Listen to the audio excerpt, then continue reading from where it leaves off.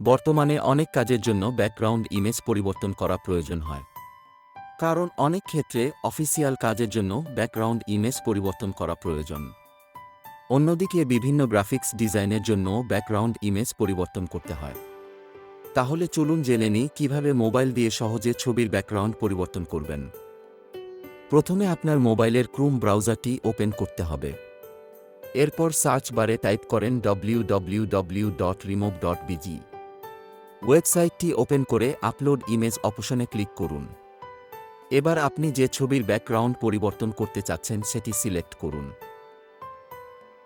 ছবি সিলেক্ট করার পর দেখবেন ওয়েবসাইটটি নিজে থেকেই ব্যাকগ্রাউন্ড রিমুভ করে দেবে এবং ব্যাকগ্রাউন্ড ছাড়াই নতুন ইমেজ দেখা যাবে।